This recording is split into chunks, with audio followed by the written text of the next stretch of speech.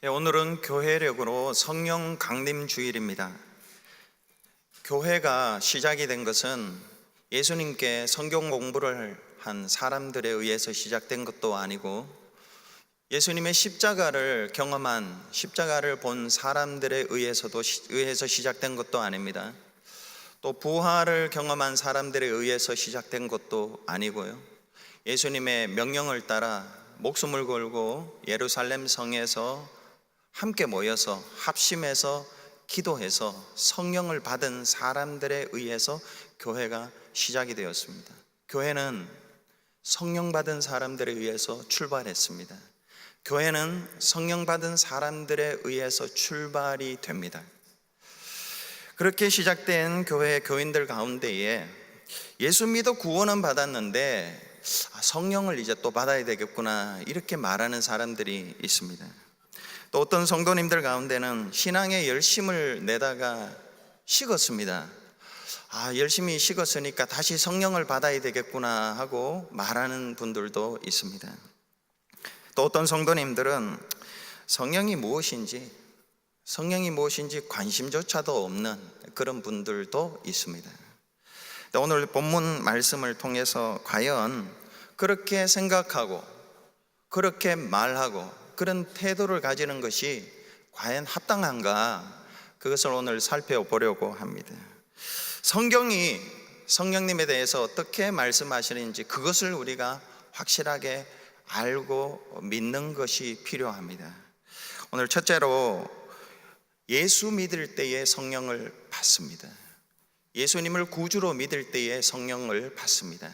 오늘 본문 13절에 보면 그 안에서 너희도 진리의 말씀 곧 너희 구원의 복음을 듣고 그 안에서 또한 믿어 합니다. 여기 보면 저와 여러분이 죄와 사망과 지옥의 권세에서, 마귀의 권세에서 구원을 받았습니다. 그 이전에 구원받기 위하여, 이 구원받는 필요성도 아무나 아는 게 아니에요. 구원을 받아야 되겠다고 필요성을 느끼는 거, 이게 정말 구원의 출발점인데, 이 구원을 받는 조건이 뭐냐 하면 듣고 믿는 것입니다. 듣고 믿는 것입니다. 진리의 말씀 곧 너희 구원의 복음을 듣고 합니다. 구원의 복음을 들어야 됩니다. 이게 시작입니다. 그리고 믿어야 돼요. 누구를요? 교리를 믿는 게 아니라 예수님을 믿어야 돼요. 예수님을 믿으면 구원을 받습니다. 다르게 말해서 저와 여러분이 구원받기 전에 구원받아야 할 사람들이 구원을 받아야 되는데, 구원받기 위해서는 들어야 됩니다. 듣지도 않고 그냥 내가 열심히 살면 되지, 죄 안 짓고 살면 되지, 안 됩니다. 구원 못 받습니다. 듣고, 예수가 누군지를 듣고 사람이 누군지를 알고 믿어야지 구원을 받습니다. 구원은 듣고 믿음으로 받지, 안 듣고 행함으로 못 받습니다. 예수를 믿어 구원받은 후에 따라오는 것이 있습니다.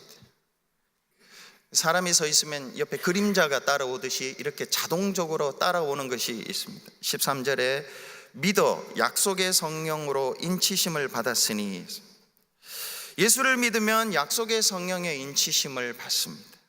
이 말은 예수를 믿은 후에 성령의 인침, 다르게 말하면 성령의 내주, indwelling, 내주하심, 이것이 사람이 서 있으면 그림자가 따라오듯이 그렇게 있다라는 것입니다. 어떤 사람들은 한 3일을 기다려야 오지 않는가, 성령의 내주가. 또 어떤 사람은 열심히 기도해야지 되지 않는가, 아마 열심히 봉사해야 되지 않는가. 오늘 성가대 찬양 참 잘하셨습니다.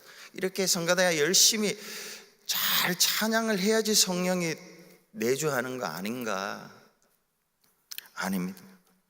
예수를 믿는 그 즉시 성령이 내주하신다는 것을 오늘 성경은 말씀합니다. 만약 성도님들이 예수를 믿고 구원을 받았습니까? 그러면 오늘 성경은 이렇게 말합니다. 여러분이 성령의 인치심을 받았다는 것입니다. 성령의 내주함을. 외적으로는 아무 변화가 없습니다. 환경도 변화가 없을 수 있습니다. 그러나 여러분 안에, 저 안에 예수를 믿은 자들에게는 성령의 인치심이 있습니다. 성령의 내주가 있습니다. 여러분이 기쁘든 슬프든, 기쁠 때는 성령의 내주가 있는 것 같고 슬플 때는 없는 것 아니에요. 기쁘든 슬프든, 감정이 고저가 있든 어떻든 성령님이 저와 여러분 안에 있습니다. 여러분이 하나님의 말씀에 순종을 하든 안 하든 관계없이 여러분 예수를 믿었습니까? 그러면 성령님이 여러분 안에 있다. 이게 오늘 성경이 가르쳐주는 불변의 진리입니다. 왜냐하면 오늘 13절 끝에 이렇게 말씀합니다. 약속의 성령으로 인치심을 받았으니. 약속의 성령입니다. 성령님은 약속의 성령입니다. 약속의 성령이라는 말은 좀 쉽게 이야기하면 은혜의 성령이라, 또 다르게 표현하면 조건의 성령이 아니라는 것입니다. 우리가 기도를 열심히 하고 찬양을 잘하고 그래야 성령을 받느냐? 아닙니다. 예수를 믿으면 성령을 주시겠다는 하나님의 약속의 성령, 예수를 믿으면 성령을 받습니다. 그런 거로 여러분 안에, 제 안에, 날씨도 이렇게 비도 오고 꾸무리하고 몸도 찌부둥하고 그럼에도 불구하고 되는 일도 없고 계속 어렵고 그럼에도 불구하고 성령님이 내 안에 계십니다. 기쁘든 슬프든 일이 되든 안 되든, 내가 인격이 좋든 나쁘든 순종을 하든 안 하든 거룩하신 성령님이, 전능하신 성령님이 저와 여러분 안에 계세요. 이게 성경이 가르쳐주는 진리입니다. 만약에 성령이 들락날락하고 기쁠 때는 있고 슬플 때는 없고 죄 지을 때는 없고 죄를 안 지을 때는 있고 이렇게 말하면 이단입니다. 아시겠죠? 이단이에요. 성령님은 예수를 믿으면 계신다. 우리 행동과 관계없이, 됨됨이와 관계없이, 순종과 관계없이 믿으면 있다. 누가요? 성령님이 있습니다. 여러분에게는 옆에 아무도 없어요. 성령님이 계세요. 내 옆에 친구도 없고 날 도와주는 사람도 없고 그래서 외로울 때 있습니다. 그러나 성령님이 계셔요. 두 번째로 성령의 인치심이 무언가, 성령의 인치심이 뭔가, 13절에 약속의 성령으로 인치심을 받았으니 했습니다. 성령의 인침에는 두 가지 의미가 있습니다. 먼저 소유의 표시입니다. 소유. 인침이라는 것은 도장을 찍는 것입니다. 도장을 쾅 찍는 것입니다. 옛날에 저도 책을 사면 도장을 한 개 새겨가지고 꽉 찍어 놓습니다. 아무도 훔쳐가지 못하도록, 훔쳐가도 금방 찾아올 수 있도록 팍 찍어 놓습니다. 웃으시는 분은 다 경험이 있으신 분이에요. 다 도장 찍어, 읽지는 않지만 도장을 찍어 놓죠. 책을 사서 도장을 꽉 찍어 놓습니다. 이 도장, 성령은 도장이에요. 성령의 도장이 아니라 성령은 도장이에요. 성령이 뭐라고요? 도장이에요. 도장. 그래서 성령을 받은 사람은 하나님이 이렇게 말씀하세요. 이제 너는 내 것이야. 이제 너는 내 것이야. 에베소 사람들 가운데, 에베소서 지금 있는데 에베소 사람들 가운데에는 나무 장사하는 사람들이 많았다고 그럽니다. 산도 있었고 산에 나무들도 많이 있었습니다. 그래서 나무들을 많이 벌목을 내서 재해 놓습니다. 나무가 필요한 사람들이 그 나무 장사꾼들한테 와서 삽니다. 흥정을 해서 값을 치르고 삽니다. 그리고 하는 일이 나무 도장을 찍습니다. 도장 찍고 이제는 이게 당신 게 아니고 내 것이라고 이렇게 찍어둡니다. 그리고 당장 필요하지 않기 때문에 거기 놔뒀다가 나중에 한 5, 6개월이 지나면 가지고 간다고 그래요. 5, 6개월 후에 찾으러 갑니다. 근데 나무 산 사람들이 많이 있고 나무들도 많이 있는데 그 중에서 내 나무인지 저 사람 나무인지 어떻게 구분해서 가지고 오느냐? 그거는 도장 보고 하는 거예요. 도장과 대조해서 내가 가지고 간 도장하고 맞으면 그것은 누가 뭐라 해도 내 것이라는 것이죠. 성령의 인치심이 바로 이 도장이에요. 우리가 보기에는 겉으로 보면 다 저 사람이 하나님의 사람인지 저 사람이 마귀의 자녀인지 몰라요. 근데 하나님은 아세요. 하나님은 딱 보면은 저 사람이 진짜 예수 믿고 성령 받았구나. 그거 보고 너는 내 거야 알아보신다니까요. 두 번째로 성령의 인침은 성도로 하여금 예수를 점점 닮아가게 하는 의미가 있습니다. 성령이 도장을 찍었습니까? 그럼 성령이 내 안에 인드웰링, 내주하셔서 그 사람에게 이렇게 움직이세요. 말씀을 하세요. 죄 짓지 마라, 이렇게 해라, 저렇게 해라, 힘내라, 용기를 가져라, 여기서는 서라, 여기서는 가라, 이렇게 말씀하세요. 그렇게 하다 보면요, 그 사람이 어느덧 예수 닮은 사람이 돼요. 근데 성령의 음성을 안 듣고 살면요, 여전히 구원은 받았는데 좀 문제가 있죠. 디모데후서 2장 19절입니다. 디모데후서 2장 19절에 이렇게 말씀합니다. 그러나 하나님의 견고한 터는 섰으니 인침이 일서 일렀으되 주께서 자기 백성을 아신다 하며 또 주의 이름을 부르는 자마다 불의에서 떠날지어다. 인침이 있어 일렀으되, 이 말은 성령의 인침은 띄워두세요. 성령의 인침은 두 가지 의미가 있다는 거예요. 하나님은 아세요. 성령의 인침 받은 사람을 아세요. 그래서 인침이 일렀으되, 인침이 의미하는 바가 뭐냐? 주께서 자기 백성을 아신다. 너는 내 거라는 걸 아세요. 여러분, 저와 여러분은 내가 하나님의 것인 걸 잊을 때가 있어요. 눈물을 흘리고 살아갈 때가 있어요. 하나님은요, 넌 내 거야 아세요. 이게 인침이 일렀을 때 첫 번째야. 두 번째는 주의 이름을 부르는 자마다 불의에서 떠날지어다. 성령이 내주하시는 예수 믿은 사람들은 성령님이 우리 안에서 자꾸 말씀하세요. 너 이렇게 살면 안 돼, 불의에서 떠나야 돼, 이렇게 자꾸 말씀을 해주세요. 뿐만 아니라 요한복음 14장 26절에 보혜사 곧 아버지께서 내 이름으로 보내실 성령, 그가 너희에게 모든 것을 가르치고 내가 너희에게 말한 모든 것을 생각나게 하리라.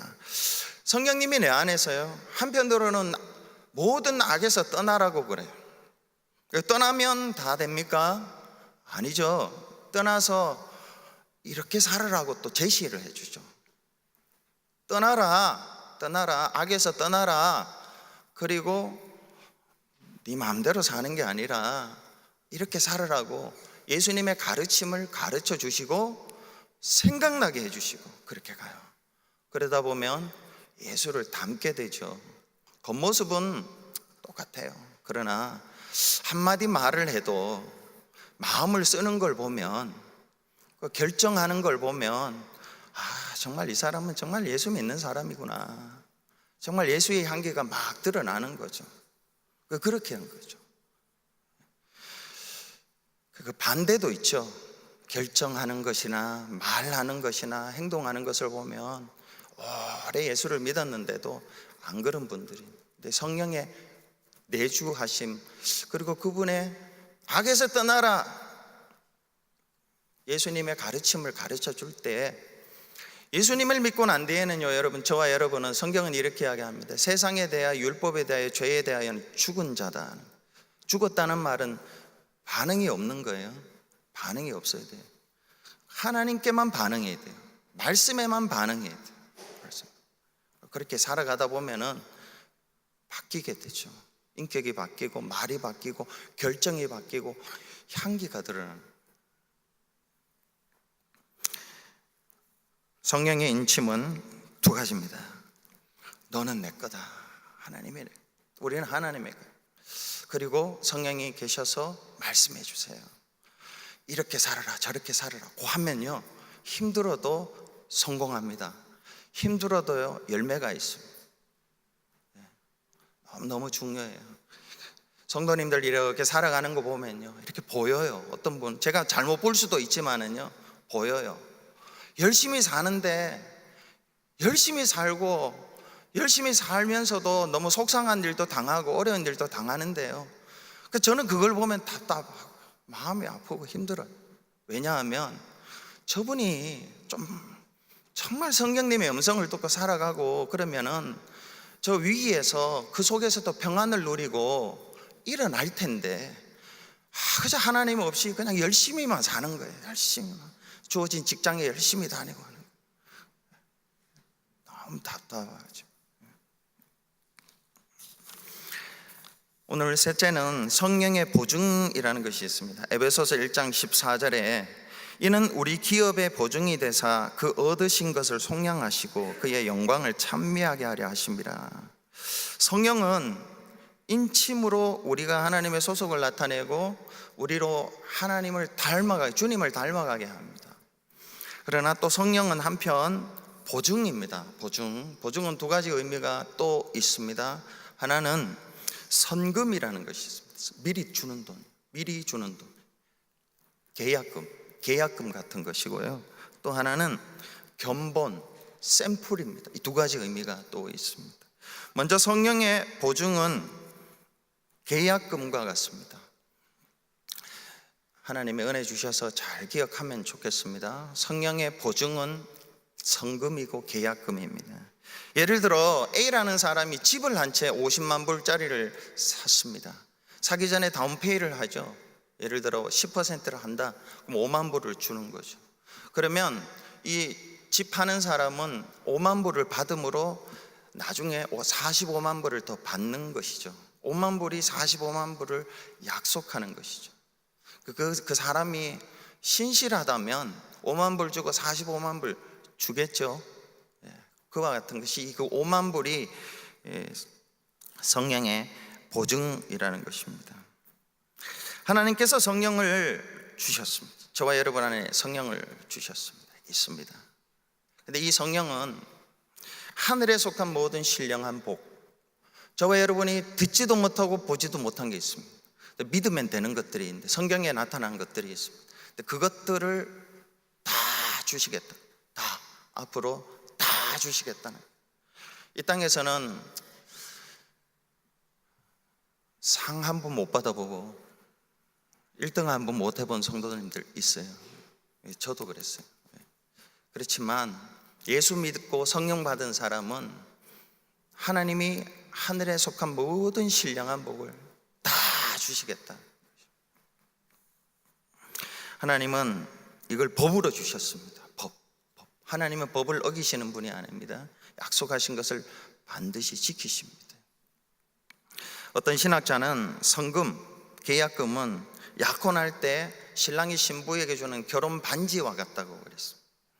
이 반지라는 것은 신랑이 신부에게 주고, 내가 앞으로 결혼하면 내가 가진 모든 것 당신 거라고 그렇게 약속하는 것과 같습니다.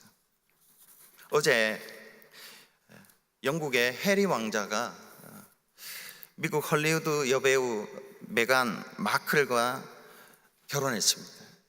영국 왕실이 대대로 거하는 11세기에 지어진 윈저성이라는, 너무 아름답더라고요. 너무 멋있기도 하고, 거기에서 캔터베리 대주교의 주례하에 너무 멋있게 결혼을 하더라고요. 근데 이 결혼은 영국 대대로 이어오는 전통의 그 왕실의 금기를 두 가지를 깼다고 그럽니다. 하나는 이 메간 마클이라는 여배우가 이혼을 했습니다. 이혼 경력이 있는 사람이었습니다. 한 번도 그런 적이 없었는데 이혼 경력이 이 왕실에 들어오게 되었습니다. 또 하나는 혼혈입니다. 아버지가 백인이고 어머니가 흑인입니다. 이런 적도 영국 왕실에는 없었는데 이 해리 왕자가 이 메간 마클을 택하고 결혼을 했는데 이 영국 왕실이 다 오픈을 하고 받아들인 거죠. 이 결혼을 통해 반지를 주었겠죠. 반지를 주고, 이 해리 왕자는 영국 왕위 계승 6위라고 그래요. 6위. 대단하죠. 와, 너무 멋있더라고요.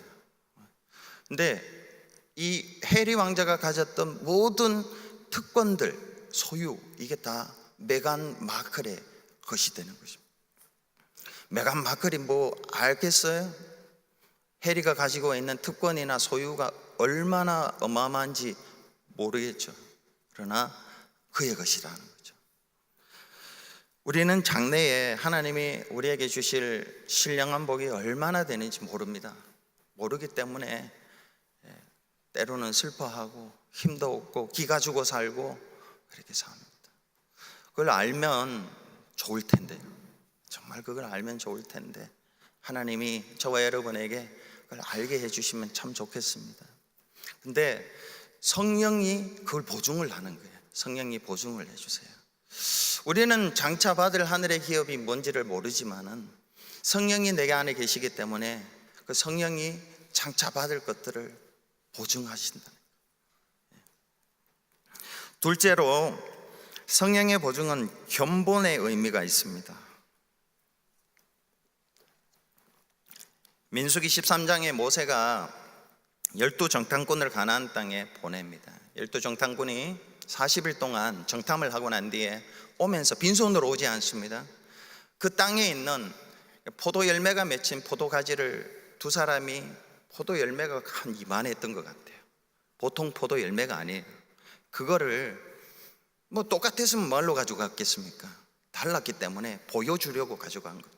그 송이를 어깨에 두 사람이 메고 양손에는 무화과와 석류를 들고 갔어요. 이것도 저들이 한 번도 못 봤던 석류가 이만했을 것 같아요.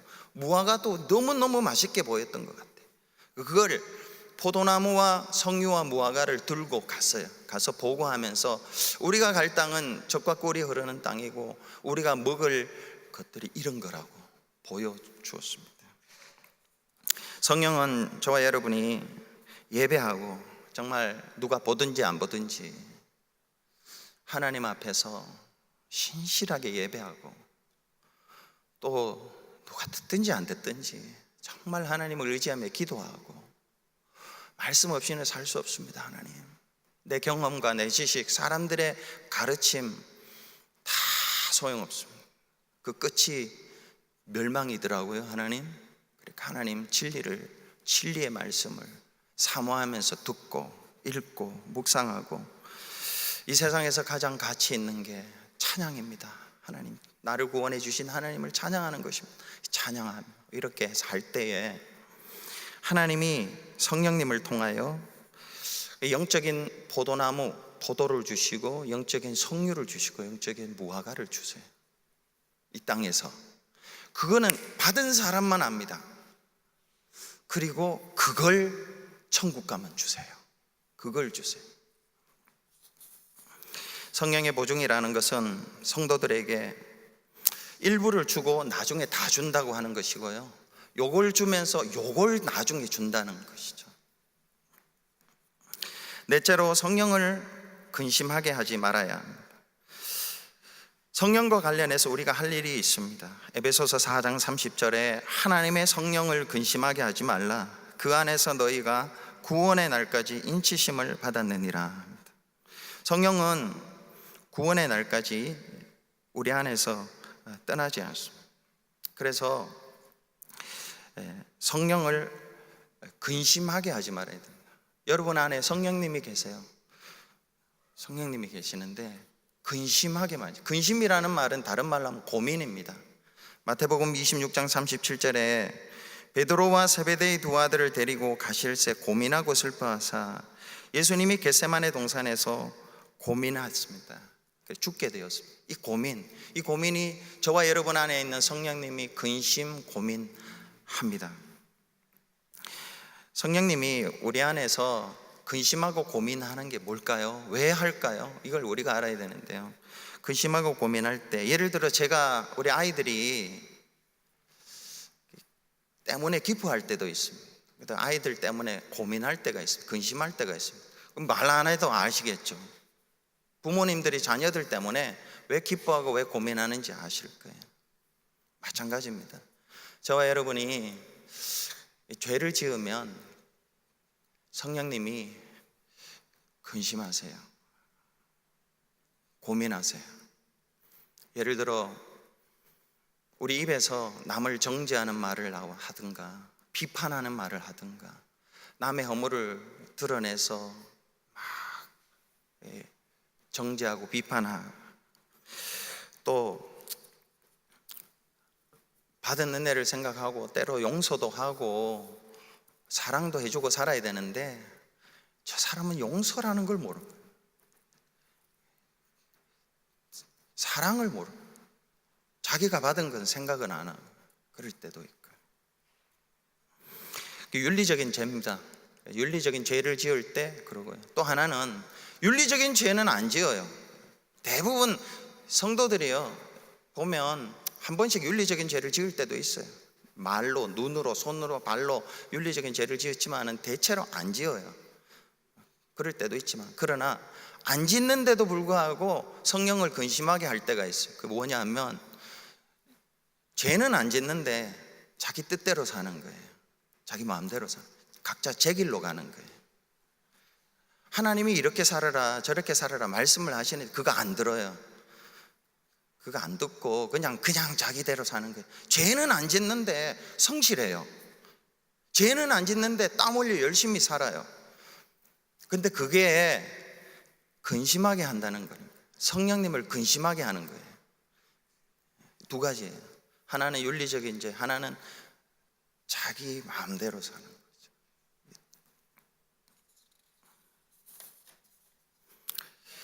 우리는 죄로 인해서 성령을 근심하게 할 수 있습니다. 그런데 이런 죄 때문에 성령님은 우리를 향해 분노하지는 않습니다. 분노하지는 않고요. 그냥 근심하세요, 안에서. 우리가 근심할 때가 있습니다. 괜히 걱정, 근심이 있어요. 괜히 마음이 불안하고 염려. 성령님이 근심하게 하기 때문에 그게 밖으로 드러나는 거예요.